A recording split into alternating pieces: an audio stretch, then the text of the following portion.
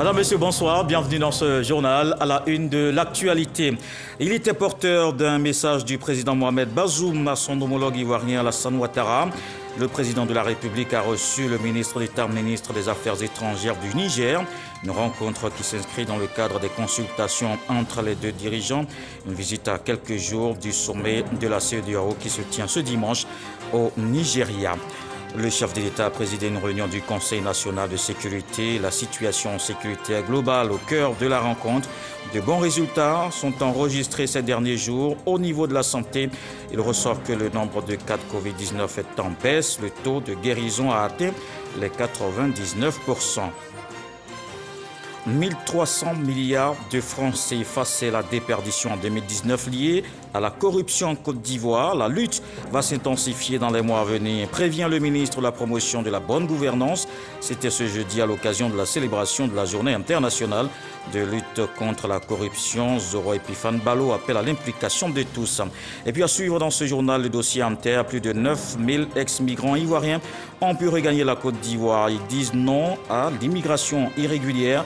Pour leur insertion socio-professionnelle, ils bénéficient du soutien du gouvernement, de l'Union européenne et de l'Organisation internationale des migrations. Le chef de l'État a présidé ce jeudi une réunion du Conseil national de sécurité. L'ordre du jour a porté sur 2 points. La situation sécuritaire qui s'est améliorée dans le cadre de la lutte contre l'orpaillage clandestin. 114 sites déguerpis, 96 interpellations. Pour ce qui concerne l'évolution de la maladie à coronavirus, le nombre de cas est en baisse constante. Le taux moyen de positivité actuel est inférieur à 2%. Le taux de guérison plafonné à 99%. Le communiqué complet vous sera proposé en fin de journal. Parlons à présent du renforcement de la coopération entre Niamey et Yamoussoukro. Le président de la République, Alassane Ouattara, a reçu ce jeudi au palais de la présidence le ministre d'État, ministre des Affaires étrangères du Niger. Le reportage de Viviane Aïmé. Le ministre d'État, ministre des Affaires étrangères du Niger, Massaoudou Assoumi, était porteur d'un message du président Mohamed Bazoum, président du Niger, à son homologue ivoirien, le président Alassane Ouattara. Le ministre d'État nigérien a notamment indiqué que sa visite s'inscrit dans le cadre des consultations politiques entre les deux chefs d'État. Je suis venu pour porter un message du président Mohamed Bazoum au président Alassane Ouattara. Et il va de soi qu'à la veille de chaque grand rendez-vous régional, il nous semble utile, il a semblé utile de venir recueillir les avis, les conseils du président Ouattara compte tenu de son leadership régional. Et ces conseils avisés nous seront utiles pour la sous-région. Nous sommes confrontés à beaucoup de problèmes. Sa sagesse, son expérience et son leadership sont absolument nécessaires pour que nous puissions faire face aux multiples problèmes auxquels notre région fait face. Notons que ce dimanche 12 décembre va se tenir à Abuja au Nigeria un sommet de la CEDEAO avec à son ordre du jour l'examen des grandes préoccupations de l'heure au plan régional. Mais avant l'examen de ces grands sujets dans la sous-région, c'est l'heure de la célébration des 60 ans de coopération entre la Côte d'Ivoire et Israël. Des relations bilatérales établies depuis 1961, 6 décennies avec de nombreux accords signés dans divers domaines. L'ambassadeur d'Israël était ce jeudi face aux députés. À l'Assemblée nationale, il a fait le point des engagements de son pays aux côtés de la Côte d'Ivoire. Des détails avec Moussa Konaté. L'Assemblée nationale, au cœur du 60e anniversaire des relations bilatérales entre la Côte d'Ivoire et l'État d'Israël. Plus d'un demi-siècle d'amitié qui a permis aux deux nations de renforcer leur coopération à travers la signature de plusieurs accords. Il s'agit entre autres de la signature d'un accord entre le ministère de l'Hydraulique et la société Fluence Corp pour le traitement d'eau potable pour un montant de 160 millions d'euros. La réalisation à l'Institut national polytechnique Félix Houphouët-Boigny de Yamoussoukro d'une unité de production maraîchère expérimentale qui servira à la formation des étudiants agronomes. L'installation d'une unité néonatale au centre hospitalier universitaire d'Angré dont l'exécution a accusé un retard du fait de la pandémie Covid-19. La construction de lycées professionnels par la société Mitreli et la réalisation est prévue pour 2022. Des initiatives de l'État d'Israël qui réjouissent les députés membres de la Commission des Relations extérieures. L'ambassadeur d'Israël, Léo Vinovesky, exprime sa satisfaction quant aux actions de son pays en faveur de la Côte d'Ivoire. Notre ambassade à Abidjan travaille dans différents domaines alors que notre objectif principal est de multiplier nos liens et d'améliorer notre confiance réciproque. Nous agissons ici dans les domaines de l'agriculture, de l'eau, de l'éducation, de la culture, des arts, de la coopération au développement, de la santé publique, des hautes technologies, de l'espace, des satellites et bien plus encore. Chaque année, plus d'un centenaire d'Ivoiriens se rendent en Israël pour une formation professionnelle. Nous sommes en contact avec les institutions officielles, avec le gouvernement, avec la société civile, avec le peuple ivoirien. C'est en 1961 que le premier ambassadeur d'Israël en Côte d'Ivoire, Shlomo Hillel, est arrivé. La même année, Jean-Baptiste Moké, premier ambassadeur de la Côte d'Ivoire en Israël, est installé à Jérusalem, la capitale israélienne. Ici en Côte d'Ivoire, la croisade anti-corruption va s'intensifier les mois à venir. C'est l'engagement pris ce jeudi à Abidjan par le ministre de la Promotion de la Bonne Gouvernance. C'était lors de la célébration de la Journée internationale de lutte contre la corruption. Zoro Epifane Balo a annoncé que le phénomène a fait perdre, tenez-vous bien, 1300 milliards de francs CFA à la Côte d'Ivoire en 2019. Il appelle alors à l'implication de tous dans ce combat. Lancine Bakayoko. Cette journée internationale de lutte contre la corruption, occasion choisie par la Haute Autorité pour la bonne gouvernance de dresser le bilan de ses activités. Au titre de la déclaration de patrimoine, au 30 novembre 2021, nous avons pu identifier 7241 assujettis au titre des poursuites et des investigations. Du 1er janvier au 30 novembre 2021, la Haute Autorité pour la bonne gouvernance a été saisie de 115 dossiers, des plaintes et dénonciations. L'examen de 73 autres dossiers a donné lieu à l'ouverture de 27 enquêtes pour des infractions présumées de détournement et soustraction de deniers publics, d'abus de fonction et de concussion. En 2019, les effets de la corruption ont été très pesants en Côte d'Ivoire. L'estimation qui est faite de ces pertes, c'est 1300 milliards de nos francs CFA. 1300 milliards en 2019, c'est 4 fois l'aide publique au développement. Ces chiffres alarmants doivent nous interpeller sur le fait que la corruption est une réalité. Une réalité qui déséquilibre les fondamentaux de la solidarité nationale en permettant à quelques individus de s'enrichir illégalement du fruit d'un labeur collectif. Toutes les machines de prévention et de répression sont aujourd'hui mobilisées pour maîtriser les irréductibles qui peaufinent les stratagèmes afin de piocher indûment dans les caisses de l'État. Le cap fixé par le président de la République est désormais la tolérance zéro contre la corruption et les infractions assimilées. Les investisseurs attendent de nous des actions déterminantes et des résultats concrets afin de montrer à tous que la Côte d'Ivoire, notre pays, change, que la Côte d'Ivoire a changé. Un vent de changement symbolisé par les audits dans les sociétés d'État et surtout la mise en quarantaine des auteurs présumés d'agression contre la fortune publique. Une autre lutte qui se renforce, celle contre l'incivisme sur nos routes. La phase de répression de la vidéo-verbalisation est en marche et vous l'avez certainement remarqué. 300 000, c'est le nombre de cas d'infraction routière enregistrés depuis septembre. Le directeur général des transports terrestres a fait le point lors d'une tribune face à la presse. On le voit avec Walter Amadou Ouattara. Le rendez-vous hebdomadaire Tout savoir sur du Centre d'information et de communication gouvernementale, CICG, ouvre une lucarne sur la vidéo-verbalisation. La phase répressive est entrée en vigueur le 7 septembre 2021. Elle donne les résultats suivants. En septembre, nous avons eu 545 accidents qui ont fait 15 tués, constitue une baisse du nombre d'accidents de 26,35%. Et en nombre de tués, les 15 tués constitue une baisse de 44,44% de tués en moins. Au mois d'octobre, nous avons 570 accidents qui sont à 22,97 accidents en moins par rapport au même moment de l'année dernière. Et nous avons 14 tués, ce qui constitue 48,14% de tués en moins. Donc on peut dire que l'impact de la répression par la vidéo-verbalisation est réel.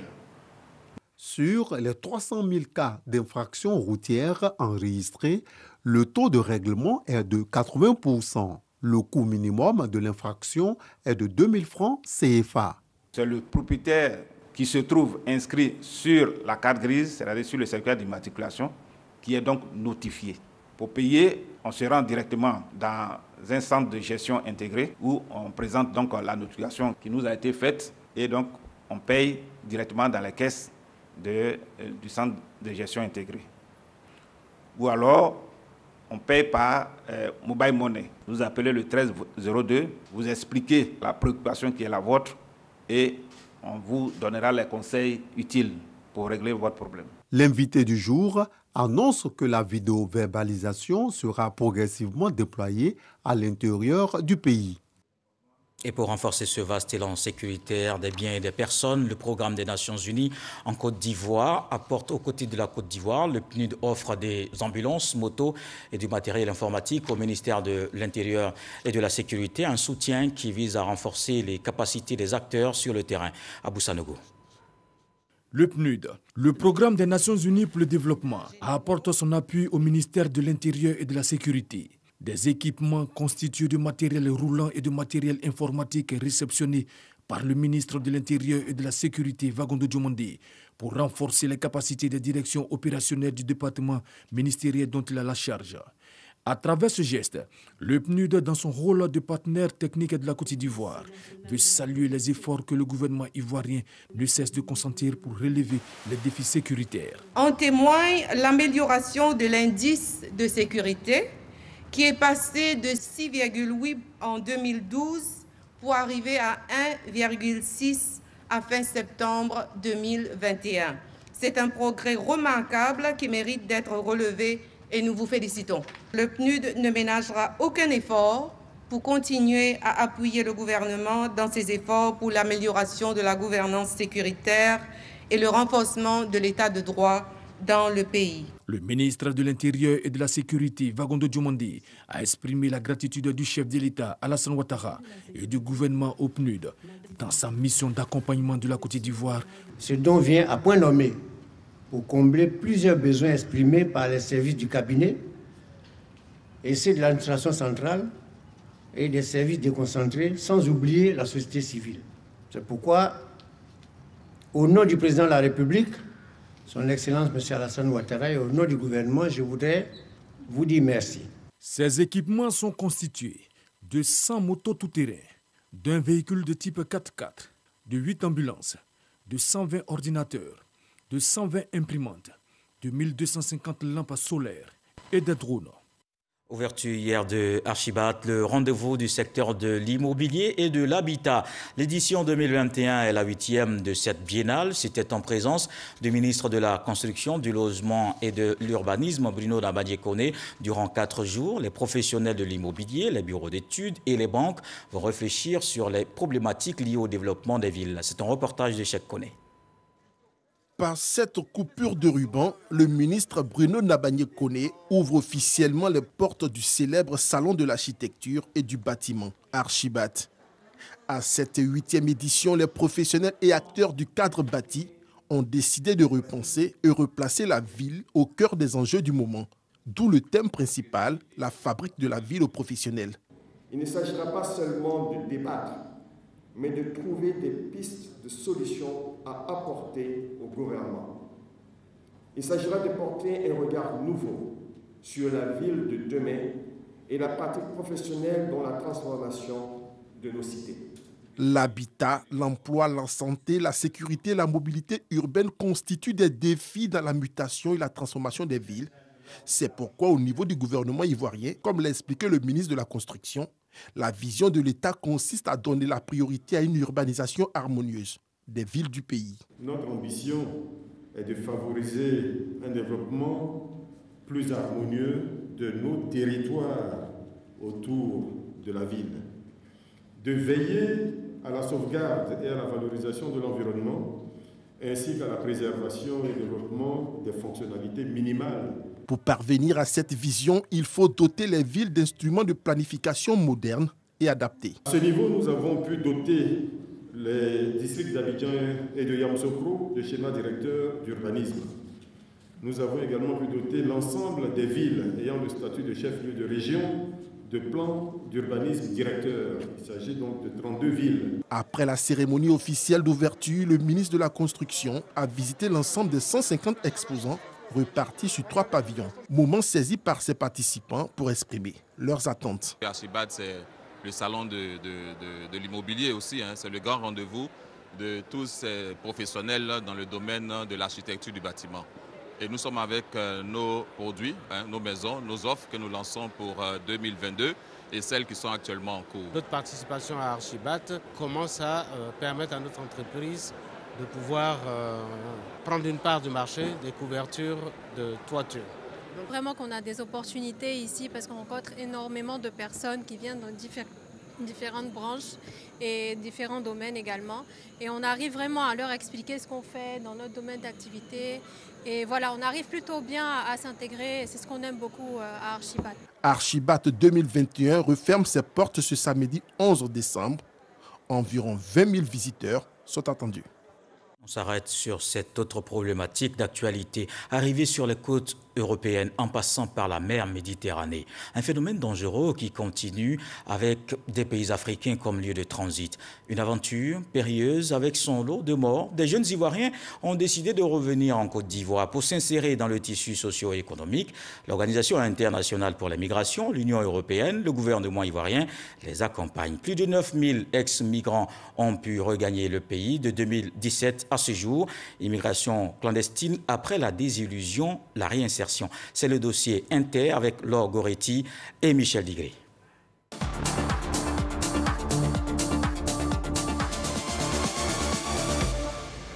Nous sommes en Tunisie. Inao est un jeune Ivoirien employé dans une boulangerie. Il a tenté l'aventure dans ce pays il y a de cela quelques années. Mais aujourd'hui, c'est l'heure des regrets. Ouais, je cherche un meilleur avenir pour ma famille, au fait. Pour avoir au moins, comment on appelle là, un avenir radieux pour l'enfant. Étant ici, c'est pas évident. Même désillusion pour Priska, venue en Tunisie en 2014 pour poursuivre ses études. Elle s'est retrouvée femme de ménage. Dans leur quête de lendemain meilleur, ils sont prêts à tout, y compris à prendre le risque d'une traversée de la Méditerranée vers l'Europe. Quand ils étaient au pays, on leur a promis des salaires énormes. Il y a certains même qui ont vendu leur commerce, qui étaient bien placés là-bas. Quand ils sont arrivés ici, ils se sont rendus compte qu'on leur a carrément menti. C'est tellement difficile, c'est aux yeux de d'autres personnes, c'est mal vu de traverser la Méditerranée. Mais nous nous sentons de prendre le risque de traverser la Méditerranée pour aller de l'autre côté. Cette interview a été réalisée au mois de juin. Priska a-t-elle joint l'acte à la parole? Nous le saurons le confirmer. Marie-Laure Djadji, 38 ans et mère de 2 enfants, n'a pas voulu prendre le risque de cette traversée, malgré les difficultés rencontrées à Rabat. Partie au Maroc en 2018, dans l'espoir d'exercer en tant qu'aide-soignante sa qualification d'origine, elle y aura passé 2 ans sans réaliser son rêve. Je travaillais là au dispensaire du village et j'ai été contactée par un cousin qui m'a dit qu'il y avait une clinique au Maroc qui avait besoin de personnel. C'est comme ça que je suis allée au Maroc.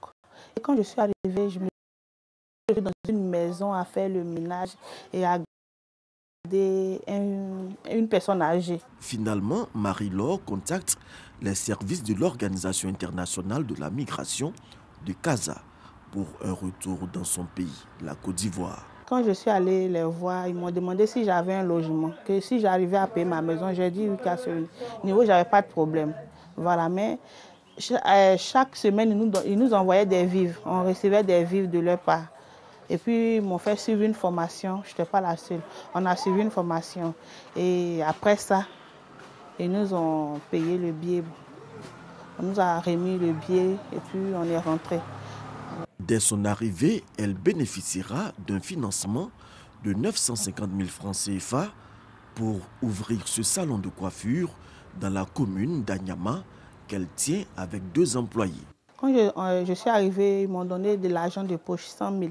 J'ai monté le projet, j'ai envoyé ça par mail. Ils ont reçu, on m'a envoyé le message, je suis allée à la banque pour retirer l'argent. En tout cas, depuis que j'ai ouvert le salon, tout va bien, j'arrive à subvenir à mes besoins. Comme elle, Abou Fofana, fabricant de sacs bananes, revenu de la Libye en 2018, raconte sa mésaventure. Les conditions n'étaient pas faciles à vivre en Libye. On a essayé de traverser, on nous a tout ramené en prison. Donc on est resté en prison, on a fait 8 mois en prison. Pour bâtir cet atelier, Abou a bénéficié d'une aide de 650 000 francs CFA. Grâce à la finance de l'OIM, dans le mois, nous trouvons moins ça à 200 000 à 300 000. J'arrive à payer ma maison, je me suis bien organisé ici chez moi, tranquille. Conseil où je peux donner aux jeunes, tu veux repartir encore là-bas, pour rester tranquille. Encore de voir ici, là, il y a tout. La réintégration des jeunes migrants en Côte d'Ivoire est un projet mis en œuvre dans le cadre d'initiatives conjointes Union européenne, Organisation internationale pour les migrations, en étroite collaboration avec le gouvernement ivoirien. Quand les personnes retournent, elles ont des besoins et c'est aussi un poids pour les communautés d'accueil. Et ça déjà, je crois que le projet apporte déjà une réponse. À ce jour, notre satisfaction est totale, on va dire, parce que la majorité des personnes qui ont reçu leur réintégration ont pu développer ce qui a été fait et générer plus de revenus pour pouvoir prendre en compte leur famille. Ces efforts ont permis le retour de plus de 9 000 personnes depuis 2017. Les migrants de retour ont bénéficié d'appui au logement, d'appui au niveau de la scolarisation, d'appui médicaux, d'appui au niveau psychosocial et au niveau social. Il faut dire que tous ces appuis-là rentrent dans la vision de l'OIM en termes de réintégration, parce que pour nous, la réintégration n'est pas seulement économique, elle est vue aussi au niveau psychosocial et au niveau social. Et c'est tous ces aspects intégrés qui vont permettre de réussir une intégration pour les migrants de retour. Ce projet a pour objectif d'aider les migrants ivoiriens bloqués le long de la route méditerranéenne centrale à rentrer de manière volontaire en Côte d'Ivoire et à leur proposer la meilleure assistance possible en fonction de leur vulnérabilité. Immigration clandestine après la désolution, la réinsertion, c'était le dossier inter avec Logoriti et Michel Digré. On a pu voir les actions conjointes Côte d'Ivoire, UE et OIM. Et la Côte d'Ivoire renforce aussi la production aquacole du tilapia. L'Organisation des Nations Unies pour l'alimentation et l'agriculture organise à Abidjan un atelier avec les acteurs de la chaîne de valeur du Nil. Cette initiative permet de garantir la durabilité de la pêche et de l'aquaculture en Afrique, dans les Caraïbes et le Pacifique. Les participants doivent adopter un plan d'action et d'investissement. On en parle avec Jean-Luc Gbangbo. Faire de l'élevage du tilapia l'une des solutions pour combler le déficit en poissons que connaît la Côte d'Ivoire, c'est l'objectif du programme Fish for ACP, initiative pilotée par la FAO et qui vise à améliorer l'efficacité et la productivité de la production nationale du tilapia. Il s'agit de faire de ce secteur un moteur de croissance économique et sociale pour la Côte d'Ivoire, mais aussi d'inverser la tendance actuelle d'importation annuelle de produits halieutiques qui coûtent encore au pays près de 325 milliards de francs CFA. Cet atelier, qui réunit les différents acteurs de la chaîne des valeurs du tilapia d'élevage, devrait déboucher sur l'adoption d'une vision commune et un plan d'action durable pour le renforcement de cette filière. La Côte d'Ivoire est dotée d'atouts naturels pour faire partie des pays leaders dans la production aquacole mondiale. Fort de ce constat, l'aquaculture constitue un maillon essentiel de la politique de notre département ministériel. Il s'agit pour nous, outre de diversifier les spéculations aquacoles, mais surtout d'intensifier la pisciculture, notamment avec son produit phare, le tilapia, très prisé en Côte d'Ivoire et dans la sous-région ouest africaine, voire au-delà. Principale source de protéines animales en Côte d'Ivoire, ce sont environ 25 kg de poissons en moyenne que chaque Ivoirien consomme chaque année, ce qui représente un besoin de 600 000 tonnes au niveau national. Pour l'heure, c'est essentiellement de l'importation que dépend la Côte d'Ivoire. Le pays dépense ainsi annuellement plus de 300 milliards de francs CFA. La première édition des Journées nationales de la fonction publique aura lieu du 13 au 17 décembre à Abidjan. Face à la presse, la ministre de la fonction publique et de la modernisation de l'administration a situé les enjeux de cette rencontre. C'est l'occasion de valoriser l'action publique et ses animateurs. Le reportage de Grace Kando. Les fonctionnaires et agents de l'État, dans leur grande majorité, n'ont pas toujours conscience de leur statut, de leurs obligations et de leur rôle dans la satisfaction des attentes des populations. Ces mots sont de la ministre Anne-Désirée Ouloto, ministre de la fonction publique et de la modernisation de l'administration.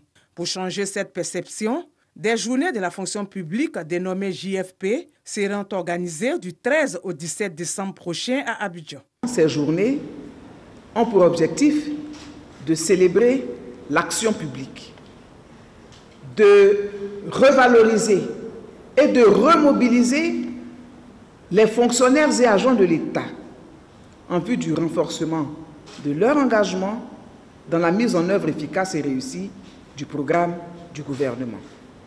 Ces journées se dérouleront sous la présidence du Premier ministre Patrick Achi. Des journées d'information publique à travers des stands qui permettront de mieux faire connaître le service public, à travers des ateliers cliniques également, pour traiter sur place des préoccupations des populations, de les conseiller et de les orienter.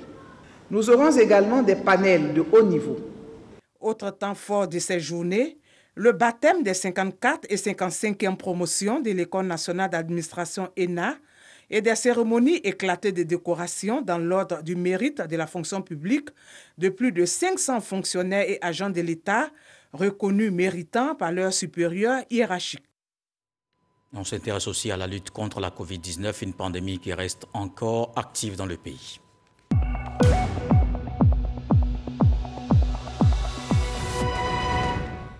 Le ministère de la Santé, de l'Hygiène publique et de la couverture maladie universelle a enregistré ce jeudi 6 nouveaux cas de Covid-19, 20 guéris et 0 décès. La Côte d'Ivoire compte donc 61 863 cas confirmés, dont 60 929 personnes guéries, 706 décès et 222 cas actifs. Au total, 4 750 746 doses administrées contre la Covid-19. Dans l'actualité politique ce soir, le parti Concorde en tournée de paix dans le Guémons, c'est dans l'ouest du pays. Une délégation a initié une caravane à l'intérieur du pays. Le secrétaire général appelle les populations à la cohésion sociale. Michel Digui. Il avait promis de prendre son bâton de pèlerin pour sillonner les régions de la Côte d'Ivoire à l'effet de sensibiliser sur la nécessité d'aller à la cohésion sociale. Le Guémois était la première étape de cette caravane de la paix, initiée par Kwasi Ferdinand Diwakar Kedjebo. Ses hôtes ont été séduits par son discours. Vous avez tenu un verbal qui plaît à tous les chefs de village. Vous avez parlé de cohésion sociale, de la paix et à la fin du développement. Vous avez donné un proverbe qui dit « Celui qui a l'hernie, sa démarche, celui qui n'a pas de l'hernie n'est pas pareil. » C'est vrai, moi je marche, je n'ai pas de hernie. L'ouest du pays a été durement éprouvé par les crises successives en Côte d'Ivoire. C'est pourquoi ces pas vers la paix doivent être accentués. Ouachar Kedjebo félicite les cadres de la région qui s'inscrivent dans cette démarche. Il faut l'applaudir, le ministre Renaud. J'ai vu Renaud parler à ses frères, à ses soeurs, à ses jeunes frères. Il a parlé à la jeunesse. Il dit non, il ne faut pas détruire le peu qu'on a. Faites-moi confiance, faites-moi confiance, soyez avec moi. Je vais aller demander des choses au président Alassane Ouattara et il nous appellera. C'est ce qu'il a dit et vous l'avez compris. Merci encore de le soutenir. Merci de soutenir tous nos cadres. Prochaine étape de cette tournée de sensibilisation, la région de la Marawi. Le chef de l'État a présidé une réunion du Conseil national de sécurité. La situation sécuritaire globale au cœur de la rencontre, les luttes contre la Covid-19 et l'orpaillage clandestin. De bons résultats sont enregistrés ces derniers jours. Je vous propose d'écouter le communiqué complet. Communiqué du Conseil national de sécurité. Le président de la République, son Excellence M. Alassane Ouattara, a présidé ce jeudi 9 décembre 2021 au Palais de la Présidence de la République une réunion du Conseil national de sécurité. L'ordre du jour a porté sur 2 points: la situation sécuritaire générale et l'évolution de la maladie à coronavirus 2019 en Côte d'Ivoire. Au titre de la situation sécuritaire générale, à la suite de la présentation faite par le ministre de l'Intérieur et de la Sécurité, le Conseil national de sécurité a noté avec satisfaction une nette amélioration de la situation sécuritaire générale. Dans ce contexte, le Conseil national de sécurité s'est réjoui des derniers résultats obtenus dans le cadre des opérations de lutte contre l'orpaillage illégal et le terrorisme. Ainsi, depuis la dernière réunion du Conseil national de sécurité, 114 sites d'orpaillage illégal ont été déguerpis, 96 personnes interpellées dans 12 régions, 9000 abris de fortune détruits et d'importantes quantités de matériel saisis. Le Conseil national de sécurité a, par ailleurs, été informé par le chef d'état-major général des armées de la tenue effective du 22 au 27 novembre 2021 de l'opération militaire conjointe dénommée Koudalgou 4, qui a rassemblé plusieurs pays, dont la Côte d'Ivoire. Cette opération contre le terrorisme a permis l'interpellation de 304 individus suspects, ainsi que la saisie d'armes à feu, de munitions, d'explosifs, de moyens roulants et de stupéfiants. Le chef d'état-major général des armées a également porté à la connaissance du Conseil national de sécurité le déploiement prochain de 17 211 éléments de forces de défense et de sécurité dans le cadre de l'opération Mirador 2021 en vue de permettre aux populations de passer les fêtes de fin d'année dans la quiétude et en toute sécurité. Enfin, le Conseil national de sécurité a été informé des résultats très encourageants obtenus dans le cadre de la lutte contre la criminalité juvénile dans le district d'Abidjan. En effet, les opérations conjointes menées par la cellule de coordination, de suivi et de réinsertion et la police nationale, sur instruction du Conseil national de sécurité, ont permis de réduire de façon significative les agressions commises dans plusieurs quartiers du district par les enfants, adolescents et jeunes en conflit avec la loi. Ainsi, au cours de la période allant de février à novembre 2021, près de 14 000 adolescents et jeunes ont été raflés dans les quartiers identifiés comme à risque et 2106 fumoirs démantelés avec d'importantes saisies de stupéfiants. Par ailleurs, 254 adolescents identifiés comme particulièrement agressifs ont suivi un programme de resocialisation et ont été placés auprès de maîtres artisans ou réintégrés dans le système scolaire. Au regard de l'ensemble des résultats obtenus relativement à la situation sécuritaire générale, le président de la République a félicité les ministres en charge de la Défense et de la Sécurité, les grands commandements, ainsi que tous les autres acteurs impliqués dans la sécurisation de notre pays. Il les a, en outre, encouragés à poursuivre leurs efforts en ce sens. Au titre de l'évolution de la maladie à coronavirus 2019 en Côte d'Ivoire, le ministre de la Santé, de l'Hygiène publique et de la couverture maladie universelle a fait un point de situation sur l'évolution de la maladie de Covid-19 en Côte d'Ivoire.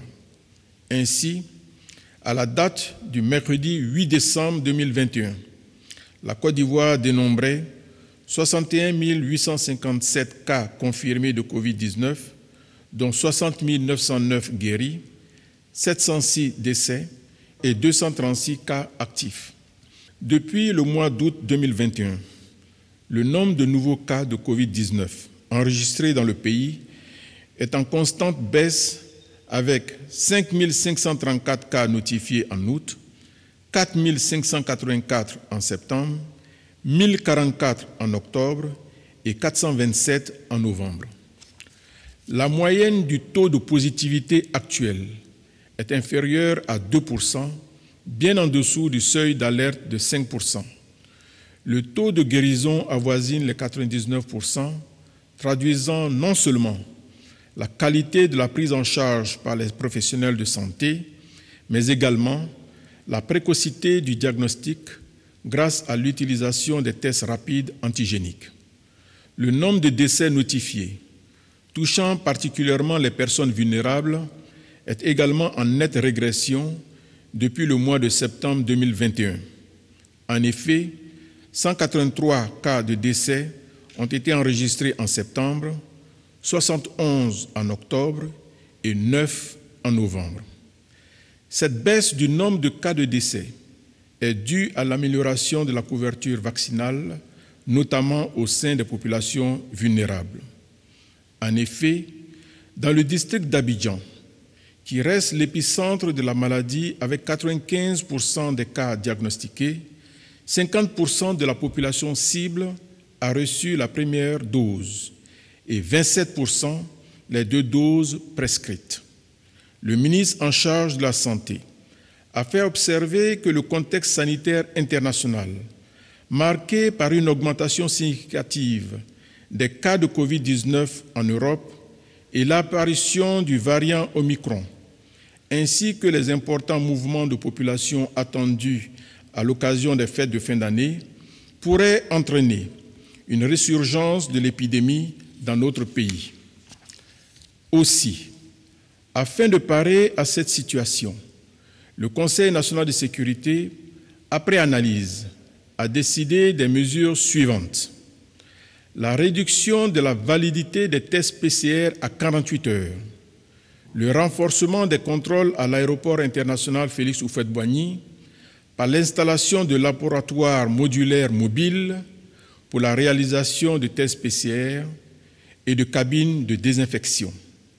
Le suivi quotidien des voyageurs en provenance des pays dans lesquels a été détecté le variant Omicron au cours des 5 premiers jours de leur arrivée en Côte d'Ivoire. Le renforcement des capacités de dépistage par l'accréditation de laboratoires privés et l'augmentation du nombre de laboratoires publics.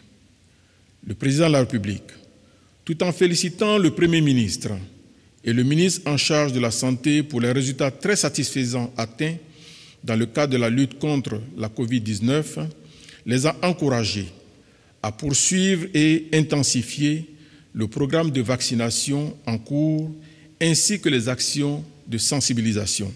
Le chef de l'État a, par ailleurs, invité à nouveau les populations vivant en Côte d'Ivoire à respecter scrupuleusement les mesures barrières et, pour celles âgées de 18 ans et plus, à se faire vacciner afin de lutter efficacement contre la pandémie de Covid-19 dans notre pays. Au terme de cette 10e et dernière réunion de l'année 2021, le président de la République a adressé ses vives félicitations aux membres du Conseil national de sécurité pour les efforts remarquables déployés en vue d'assurer la protection des biens et des personnes dans notre pays. Enfin, le chef de l'État a indiqué que la prochaine réunion du Conseil national de sécurité se tiendra le jeudi 13 janvier 2022, fait à Abidjan le jeudi 9 décembre 2021. Le communiqué du Conseil national de sécurité lu par le ministre, directeur du cabinet du président de la République, Fidel Sarasoro. Voilà qui m'interme à ce journal. Merci de l'avoir suivi. Retour de l'actualité 23h. Demain 20h, retrouvez Marie-Laure Goran. On se quitte avec ce que dit le sage ce soir. Si l'oiseau se fâche contre l'arbre, il finira par se poser plus bas que les branches.